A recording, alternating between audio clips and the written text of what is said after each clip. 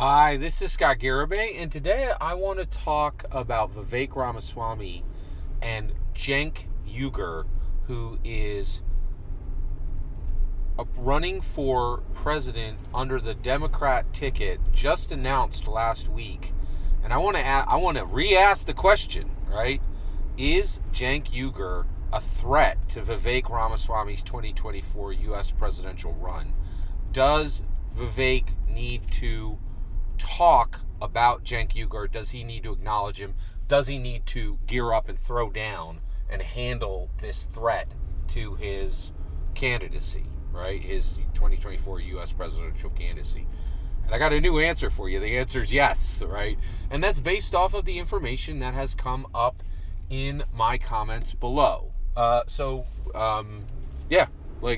this is the way discourse works, right? I say a thing and then you say a thing. I invite your input in the comments below, and then you say stuff, and then I learn, and then I change my mind based on new data. So let's get into this. Wow. Okay, so Vivek Ramaswamy, 2024 U.S. presidential candidate. Real candidate. Not fake, right? Who's fake candidates? Candidates who don't show for debates, right? That's a fake candidate, right? Oh, I'd love to run the nation, but I can't handle a harsh conversation. Next. Biden, not a real candidate. President Donald Trump, not a real candidate. Not connected to capability, far more connected to a coffin. We all know this, right? Like, this is not real, right? The truth, reality, right? Myth, right? Falsity, right? These are false candidates, right? President Joseph Biden is not a real presidential candidate. President Donald Trump is not a real candidate, not a real presidential candidate. We know this. We just watched what happens when you elect an 80-year-old person to an outrageously high octane, extremely high pressure position, right? Senator will kill you. What do you think a U.S. presidential run will do, right? You know, this is like truly astounding, right? This is truly astounding. And so the reality is, no one with a shred of kindness in their heart should vote for an 80-year-old person to be U.S. president. It's just, it's immoral. You know, like, you're saying, hey, I want a coffin for my leader. Like, that's not wise for the nation. That's not wise for those people. And I'm convinced, after Dianne Feinstein, we've seen it in real time. We just watched it, right? The Lord above is telling you, do not do this. You will kill them, right? Like, I'm showing to you in real time, right? We as a culture need to say, you need to show up, right? And show out. We can no longer elect people who can be killed by microphone wires, right? Like, this is an absurdity at this point, right? So let's talk about Cenk Uygur. He's 53 years old. He's exactly as old as me, right? He can jump over a microphone wire. I can jump over a microphone wire, right? And land on the other side, and it's safe, right? So does that mean Cenk Uygur is an appropriate candidate? Absolutely not, right? Like, yes, Cenk Uygur is an absolute horrific threat to Vivek Ramaswamy, and the reason why is he's fundamentally threatening the literally the structure of elections, right? And he's doing it knowingly. So first of all, thank you everyone who here's what you taught me about Cenk Uygur, okay? I said that the Young Turks were irrelevant, right? And had been on YouTube for 10 years. I was wrong. They've been on YouTube for 20 years, right? But I wasn't wrong that they're irrelevant. They are massively irrelevant, right? The reason why the Young Turks' entire 5.5 million subscriber base on YouTube, the reason why they don't matter, right, is they're in the middle. They don't pick a side. They complain about both parties, right? They're like, oh, the Republicans aren't doing it right. Oh, the Democrats aren't doing it right. Pick a side. Pick a side, right? If you don't have a side and you want to complain about both, you are irrelevant, right? You're not pulling for a victor, right? You're not taking the slings and arrows of being in the middle, right? I support Vivek Ramaswamy. That gentleman said drill, frack, burn coal. I have to defend that, right? Like, I own his platform, all of it, every position, right? So, and so that's the point. They don't have the courage to stand with the Democrats or to stand with the Republicans, right?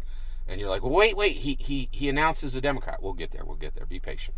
All right, so first of all, the Young Turks are completely irrelevant because they stand in the middle. They don't stand for anyone, right? They just complain about both sides. And guess what? Nope, that don't count, right? Like, you don't get to just complain about both sides. You have to pick a side, okay? And I know people love this. They're like, oh, yeah, I'm a special snowflake and I don't need to pick a side. You do, right? You could not pick a side, but you don't matter, and nobody needs to listen to you on anything, right? Like, because you're not in the fight, the virtual fight, right? Like, we fight with our vote. That's how we do it. We fight with our voice, right? We virtually fight with our voice. We virtually fight every single day. I'm here every day telling you to vote for Vivek Ramaswamy because we're on a clock, right? And I need to save America, and you need to save America. And Cenk Uygur ain't saving nothing. He's standing in the middle, and the Young Turks are standing in the middle, and they complain about both sides, and that's not enough. That's not action, right? Okay, so why is Cenk Uygur's 2024 U.S. presidential run under the Democrats the most dangerous, in my humble opinion, run of any candidate and a direct threat to Vivek Ramaswamy? All right, so Vivek Ramaswamy, he is real, right? He's showing up to the debates. He's actually qualifying. He is campaigning. He is a real candidate. Nikki Haley is a real candidate. Tim Scott is a real candidate. I think Ron DeSantis is a real candidate. You should ignore him because he's a ward cleaver, and we should never elect another ward cleaver for 30 years, okay? But he's a real candidate, okay? All of those are real candidates. Mike Pence is not a real candidate. He ain't going nowhere. There's no traction there, right? Doug Burgum is certainly not a real candidate. The only person who's going to vote for him is a Buffalo in North Dakota. And they can't vote. If Buffaloes could vote, maybe they'd have a shot, but they can't, right? Okay, like, all right. So why is Cenk Uygur so dangerous in this why is his 2024 U.S. presidential run dangerous? From his own words. I was confused. I was like, wait, are you telling me he's running for president, but he wasn't born in America? And I was like, no, hey, slow your roll there, right? It's fine. You don't have to be born in America, right? Like, you can be born in another place. If your parents are Americans and they go to another place and they have you and two American parents have you in another country, you could still run for president. We've seen this happen. This is no. Cenk Uygur, his parents are American. He's not American.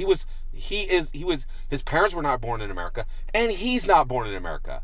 And so you know what he's saying? He's like, oh, look at this little fun romp that I'm doing. I'm going to run for president. I was not born in America, right? And you're like, wait. You're saying your parents weren't born in America and you weren't born in America? Why are you running? You're like, and so he's saying, well, I was naturalized as a citizen, right? And he's an American citizen at this point, but his parents were not born in America, and he was not born in America. And you know what he has to say about his run? He's like, I believe that there's a little loophole in the Constitution which allows me to run. However, I fully acknowledge that my run will need to be reviewed by the Supreme Court.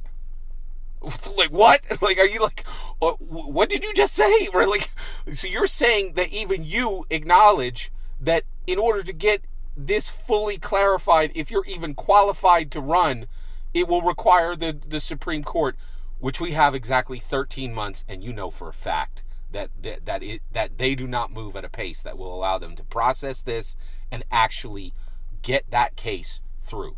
So you want to put America into a position where you're not certain. You are certain that your run will require a Supreme Court review, right? In a time frame, Cenk Uygur, that it will never get through, which means that we would arrive in 2024 with a candidate who would win, right, the election, right? And then people would be like, do we have a new president or do we have no president? And that will literally crack the foundation of America, right? And so Cenk Uygur, legit knows he has no ability to win, and is even, in my opinion, openly admitting that he is not even qualified to run, right? He's admitting, right, that his run would need to be reviewed by the Supreme Court, and that guy knows enough about politics to know that it would never get through in the 13 months required. And that if what he's trying to do works, America could be in a position where these Americans are saying, that's our new president, and other Americans are saying, by his own words, he doesn't even believe that he's qualified to run without a Supreme Court decision, right? And that could break the foundation of the nation. That could put us in a position, right, where our people would come to skirmish over the answer. That is fundamentally unsound. What Cenk Uygur, in my opinion, is doing is outrageously irresponsible and outrageously dangerous. And Vivek Ramaswamy should call him out and say, you need to get out of the running unless you specifically lay down a plan to show us how you would possibly clarify your own qualification to run, right? Because you, by your own words, are saying it would require something that is almost certainly not going to happen within the time frame. So you, Cenk Uygur, are literally inviting tons of candidates who have a major missing qualification to run and make a mockery of the race itself, right? And that's why, in my opinion, Cenk Uygur is outrageously dangerous in this race. He is making a mockery of the entire system. By his own words, he is not certain he is qualified to run without a Supreme Court decision that he knows is not going to be able to be gotten in the time frame we currently have, right? So he is playing chicken with the American election system. That is incredibly dangerous in my humble opinion. And Vivek Ramaswamy needs to say, and why should Vivek Ramaswamy have to fix the Cenk Uygur problem? It's not his problem, right? Because leaders handle problems they don't own, right? That's exactly what leadership is, right? Is stepping into the breach and saying, nobody else is going to say, this is incredibly dangerous to the fundamental foundation of our nation, and I will speak to it. And so I think Vivek Ramaswamy does need to call out Cenk Uygur and say, you need to get out, or you need to give a 100% sound plan on how you intend to get your qualifications clarified for everyone in the time frame we have, which you currently do not, because what you're doing is outrageously dangerous. I think Vivek needs to jump in and get in on this, because this is outrageously dangerous. This could crack the foundation of the election system. And frankly, we don't have room for that. We already have President Donald Trump for that. If you want to foundationally test the structure of the U.S. election system, we already have a person that's doing that. He did it on January 6th, right? Thank God we actually got through it, but he has not given any clues that he won't do it again, right? January 6th is coming again. Let's see what happens. Every single word of that is my humble opinion. What's important is when I get to hear your humble opinion, when you get in the comments and send your traffic. Please consider subscribing, and have a wonderful millennium.